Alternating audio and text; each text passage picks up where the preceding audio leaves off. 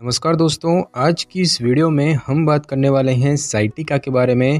दोस्तों, sciatica nerve जो होती है या साइटिका तंत्रिका जो होती है वो आपकी रीढ़ की हड्डी से शुरू होती है और आपके कूल्हों और नितंबों के माध्यम से चलती हुई दोनों पैर में नीचे की तरफ इसकी एक एक शाखा जाती है। यह आपके शरीर की सबसे लंबी और महत्वपूर्ण तंत्रिकाओं में से एक है और इसका आपके पैरों को नियंत्रित करने और महसूस करने की आपकी क्षमता पर सीधा प्रभाव पड़ता है।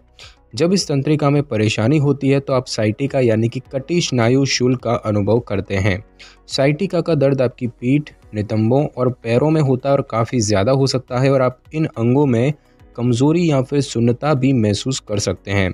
साइटिका का दर्द आपके साइटिक तंत्रिका में चोट या फिर इसे प्रभावित करने वाले शरीर के किसी हिस्से जैसे कि रीढ़ की हड्डी में चोट का लक्षण होता है और साइटिका 30 से 50 साल की उम्र के लोगों के बीच होने की अधिक संभावना होती है।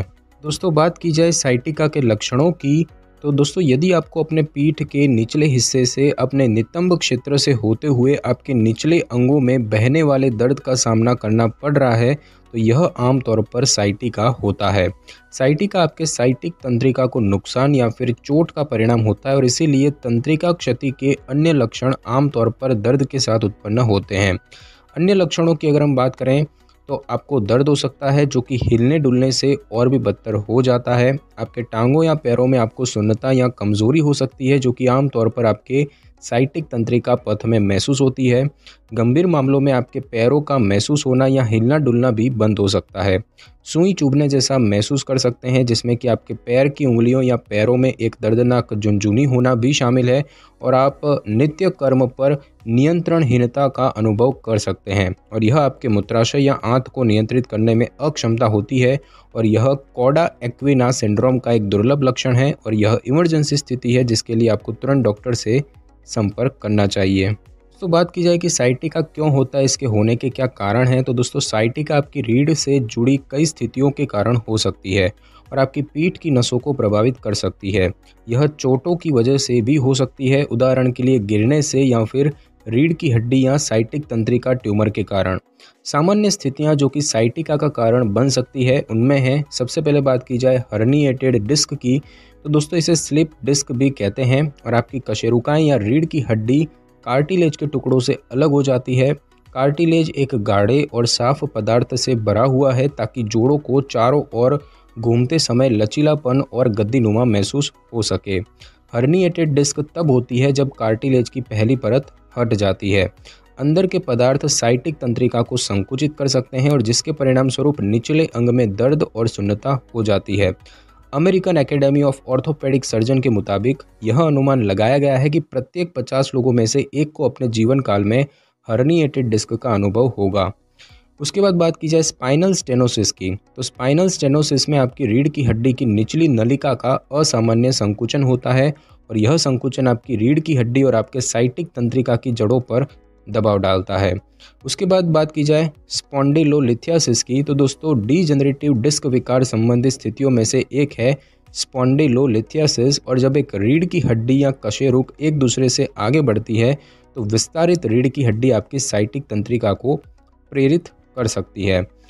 और उसके बाद बात की जाए पीरीफॉर्मिस सिंड्रोम की, तो पीरीफॉर्मिस सिंड्रोम एक दुर्लभ न्यूरोमस्कुलर विकार है जिसमें कि साइटिका के कारण आपकी पीरीफॉर्मिस मांसपेशियां अनायास ही संकुचित या कस जाती है और आपकी पेरिफॉर्मिस मांसपेशी वह मांसपेशी है जो कि आपकी रीढ़ की हड्डी के निचले हिस्से को जांघों से जोड़ती है और जब यह कड़ी हो जाती है तो यह आपकी साइटिक तंत्रिका पर दबाव डालती है और जिससे कि साइटिका हो जाती है। यदि आप लंबे समय तक बैठे रहते हैं, गिर जाते हैं या फिर कार दुर्घटना का शिकार हो जाते हैं तो पीरीफॉर्मिस सिंड्रोम गंभीर हो सकता है। तो बात की जाए कि साइटिका से आप बचाव कैसे कर सकते हैं, इसका प्रिवेंशन क्या है, तो दोस्तों साइटिका और अन्य कारणों से पीठ दर्द सामान्य होता है लेकिन कई उपाय हैं जो इसे होने या बार बार होने से रोकने में मदद कर सकते हैं, जैसे कि खड़े होने, चलने और बैठने पर सही आसन बनाए रखें। ऐसा व्यायाम करें जो कि एरोबिक फिटनेस और पेट और रीढ़ की हड्डी की मांसपेशियों में ताकत और लचीलापन बनाए रखता है।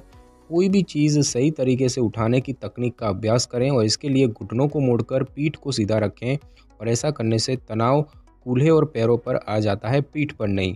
और उस वस्तु को शरीर के पास पकड़ कर रखें। शरीर से जितनी दूर वस्तु रहती है उतना अधिक तनाव पीठ पर पड़ता है। जब बैठने के लिए कुर्सियों का उपयोग करें तो यह सुनिश्चित करें कि आपकी पीठ अच्छी तरह से टिकी हुई है। ऐसी कुर्सियों का उपयोग करें जो अच्छा बैक सपोर्ट प्रदान करती है और बैठने की एक अच्छी स्थिति प्रदान करने के लिए डिज़ाइन की गई हो। एक लकड़ी का रोल या फिर कॉन्टर्ड कुशन आपकी पीठ के निचले भाग को सपोर्ट प्रदान करने में मदद कर सकता है। साथ ही साथ धूम्रपान ना करें और शरीर के वजन को एक स्वस्थ स्तर पर बनाए रखें। बात की जाए कि साइटिका का निदान या परीक्षण कैसे होता है, तो दोस्तों साइटिका एक लक्षण है जो कि एक व्यक्ति से दूसरे में अलग हो सकता है और उस स्थिति पर निर्भर करता है जिससे कि वह पैदा होता है। साइटिका का निदान करने के लिए डॉक्टर पहले आपका पूर्ण चिकित्सा इतिहास जानना चाहेंगे और इसमें आपको हाल ही में कोई चोट तो नहीं लगी है, आपको दर्द महसूस होता है या नहीं और दर्द कैसे महसूस होता है वगैरह जैसी बातें शामिल है। और वे यह भी जानना चाहेंगे कि इसमें आपको क्या बेहतर महसूस होता है और क्या बुरा महसूस होता है तथा यह कैसे और कब शुरू हुआ।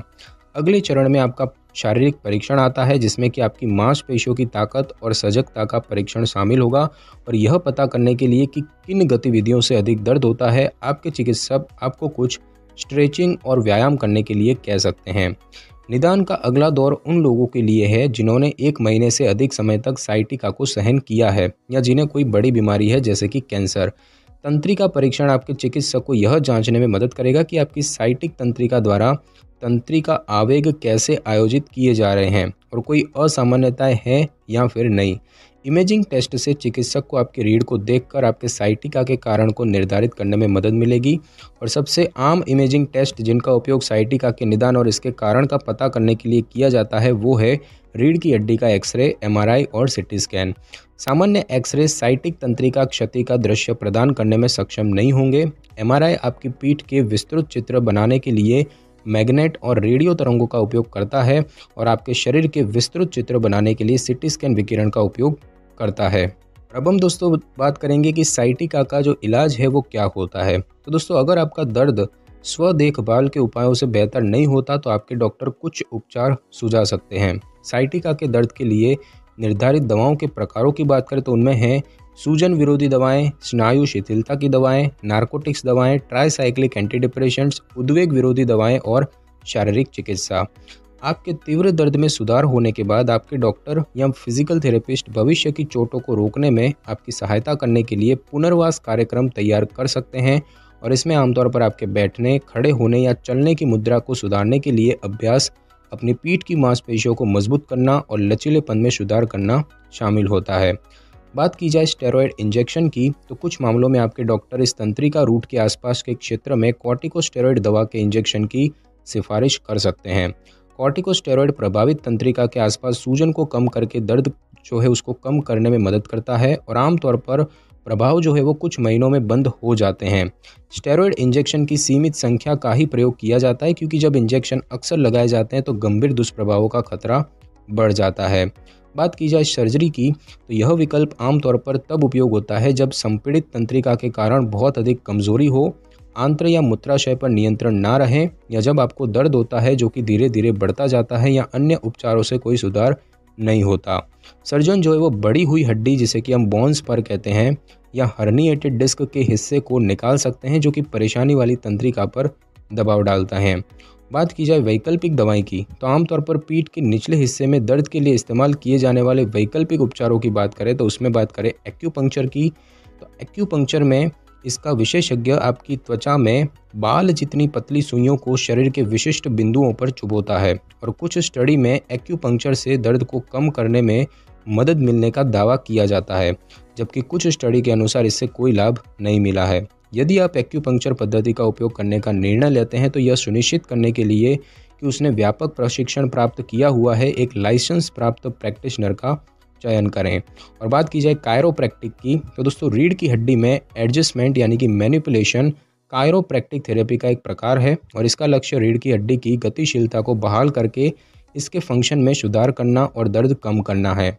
रीढ़ की हड्डी का मैनिपुलेशन पीठ के निचले हिस्से में दर्द के लिए किसी मानक उपचार जितना ही प्रभावी और सुरक्षित प्रतीत होता है, लेकिन फैले हुए दर्द को कम करने के लिए अनुपयुक्त हो सकता है। और दोस्तों बात की जाए कि साइटिका के नुकसान क्या होते हैं तो इससे कुछ नुकसान हो सकते हैं जैसे कि पैर के हिलने डुलने में आंशिक या पूर्ण अक्षमता, पैर में अनुभूति की आंशिक या पूर्ण अक्षमता, पैर को बार बार या ध्यान न दी गई चोट या फिर दवाओं के दुष्प्रभाव भी हो सकते हैं। तो दोस्तों आज की इस वीडियो में बस इतना ही। अगर आपको मेरी ये वीडियो और जानकारी अच्छी लगी हो तो वीडियो को लाइक और शेयर कर दीजिए और कमेंट करना बिल्कुल भी ना भूलें। और अगर आप हमारी चैनल पे नए हैं तो चैनल को कर लें सब्सक्राइब और बेल आइकन के बटन को ज़रूर क्लिक कर लें ताकि मेरी नई वीडियो की नोटिफिकेशन सबसे पहले आपको मिल सके। Thanks for your time.